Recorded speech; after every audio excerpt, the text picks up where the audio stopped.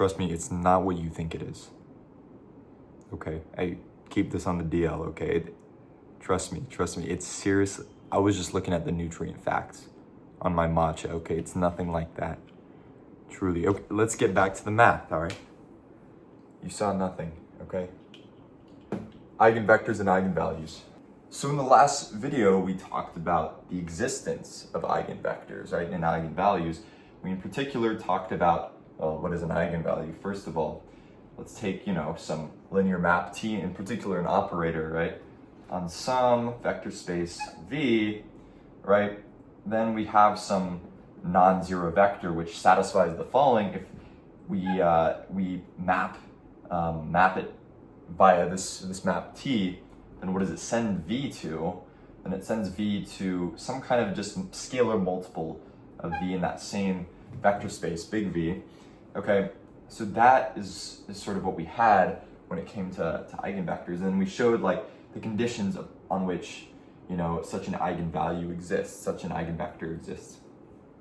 Okay, but what kind of structure do these eigenvectors have? Because we know, okay, individually, when does such an eigenvector exist? We even showed an example of finding such an eigenvector, but taken together as a whole, like, what do they look like in relation to one another? Well, it turns out that, as we showed in a previous video, you can have multiple eigenvalues, right? And we looked at a map that has two eigenvalues, plus or minus I, if you look at the field with complex numbers, okay? So it can have multiple eigenvalues, but how do those different eigenvectors corresponding to those different eigenvalues relate? Now, a good guess would be that they're linearly independent, and it turns out that's correct, okay? So let's take a look-see real quick. So this is indeed a claim, so claim, let's take any arbitrary, list of vectors corresponding to distinct eigenvalues. So let's call that like V1, oh my God. So any list of eigenvectors corresponding, I'm just gonna say with distinct eigenvalues is linearly independent, okay? So how do we prove something like this? Well, we have some kind of arbitrary list of eigenvectors. Maybe let's try induction, okay? Because we have a list, we don't know the length of that list, okay? It's a little bit tricky, so let's try something by induction, shall we? And by the way, how is this useful? Well, this is something we'll get to later on. It turns out that ultimately, once we show that any list of eigenvectors are linearly independent, we might ask, well, when can we construct some kind of, that means we can construct some kind of basis of eigenvectors, or does it? Is that true? That's something else we'll investigate. Well, in any case, it's possible, perhaps, because they'll be linearly independent. So if we have enough, then perhaps we can, okay? And that brings another question, like how nice is this kind of basis? And we'll actually look at orthogonal, something called an orthogonal list of vectors later on. This is really good stuff in linear algebra. But orthogonal lists of vectors are things where their inner product, you can think about your multivariable calculus class, their dot product is zero, so they're perpendicular to each other. It's like if you take the standard basis, like of R3, for example, just your unit vectors, those obviously span R3, it's a standard basis. And that's an example of an orthogonal list of vectors. And so an orthogonal list of eigenvectors is like, it's the cream of the crop, that's where it's at. So we want to know when we can find things like that. And so that's when things like this will be useful. We'll talk about the spectral theorem later on. But that's like pretty far into the future. But now, let's look at this. I might switch markers here, just for fun. So let's look at a proof, all right?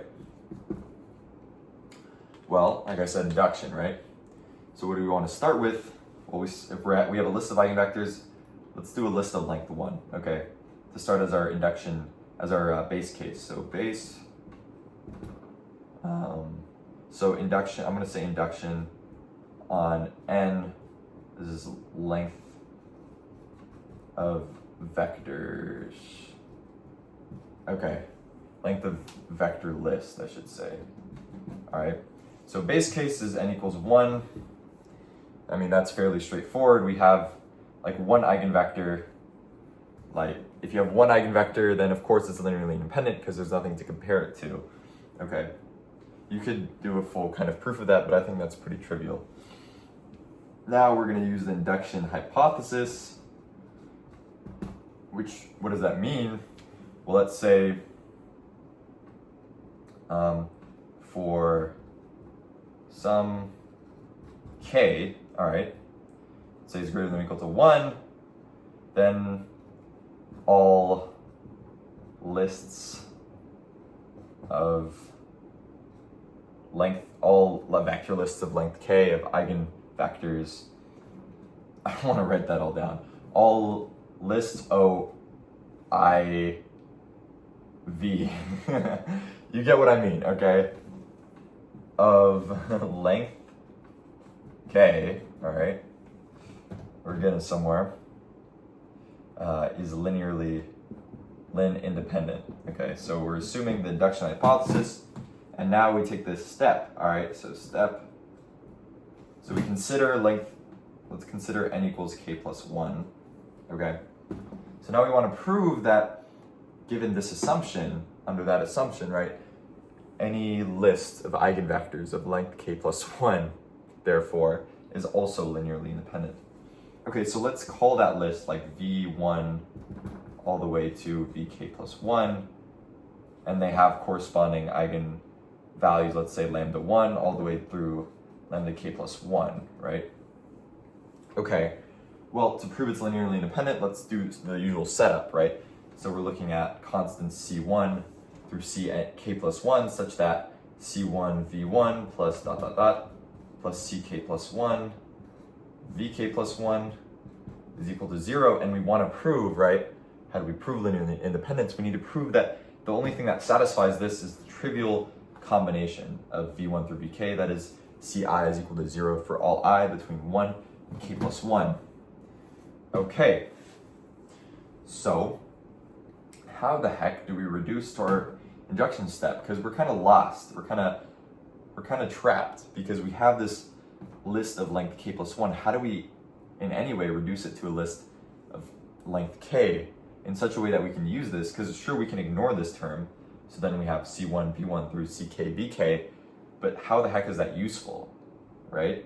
Because it's not like that equals 0, so we can't say anything about c1 through ck. Okay, so we need some kind of trick here, and we need to use the fact that these are all eigenvectors with eigenvalues lambda I, and not only that, but lambda I is unique. Like, in other words, all of these lambdas are unique, right? They're different from one another.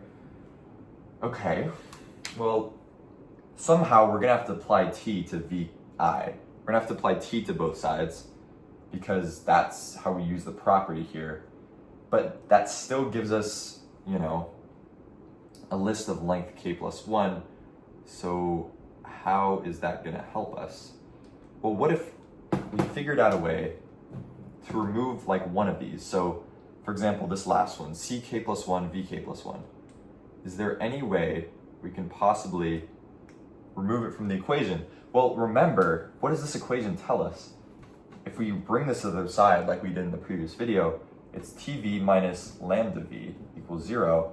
Okay, so, and then again, we brought out the v, we factored it out, so it's t minus lambda, you know, our identity here, times v equals 0.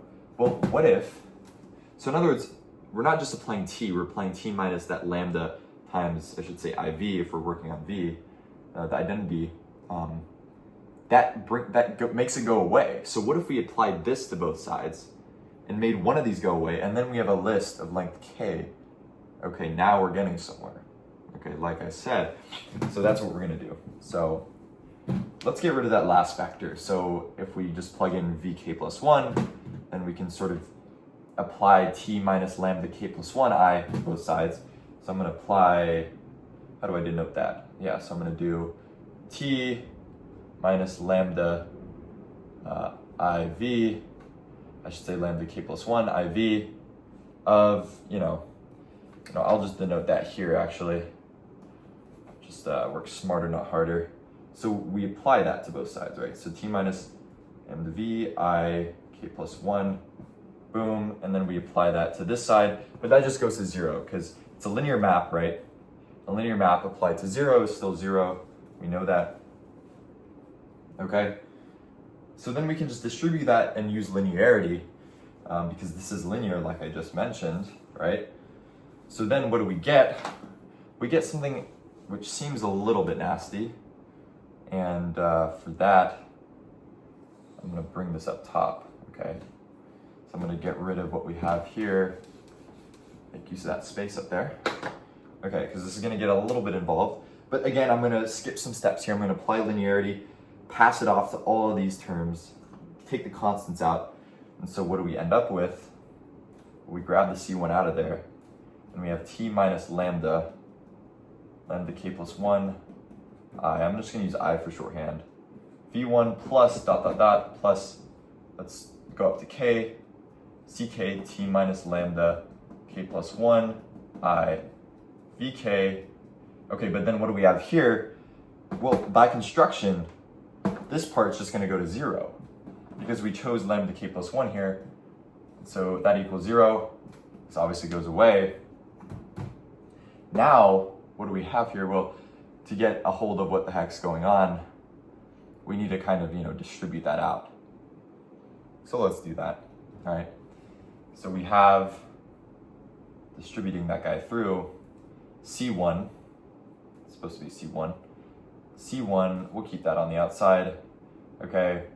V1 applied to T, well again, V1 is an eigenvector with eigenvalues lambda 1, so this is just lambda 1, V1 minus lambda k plus 1 V1, okay? Boom. So then what we really can do is we can bring this guy back out again because it's there on both terms, and then we just get this. This is just a constant, right? Not only is it a constant, but it's also non-zero because these have to be distinct. That was our assumption that they're distinct eigenvalues. Lambda 1 has to be different from lambda k plus 1 no matter what. Okay, so then we just apply the same process to all of these. This is just ck lambda, well in this case it's k, minus lambda k plus 1 vk equals 0. Okay, and the same reasoning for all of these, this always has to be non-zero. So this is not equal to 0, not equal to 0. Okay, but now we have a list of k eigenvectors, okay, with, and using our induction hypothesis, these have to be, v1 through vk have to be linearly independent. And so all of these constants then have to equal 0. Well, for them to equal 0, this part isn't 0. So the c part has to equal 0. So this means c1 equals c2 equals ... equals ck equals 0. Wow. Okay, but we're not done. We haven't proved what we wanted, which is that actually all the CIs through ck plus 1 are 0. But then it's easy, right? Because we plug these back into here, and we just get 0 plus blah, blah, blah, 0 plus, and then the final term, ck plus 1, vk plus 1 equals 0. Okay, well, v has to be non-zero. vk has to be non-zero, right? Because it's an eigenvector, that's what we assumed in our definition. So then ck plus 1 has to equal 0, and we are done. By the process of mathematical induction, we've proven the base case, and we've assumed, with the assumption of the induction hypothesis, we proved this induction step, okay? And thus, that makes a QED, boom, boom, boom, boom, boom. Okay, so this is sort of getting outstretched a little bit. So in the next video, we will continue with I don't know what, but you'll see in the next video anyhow. So I'll see you then.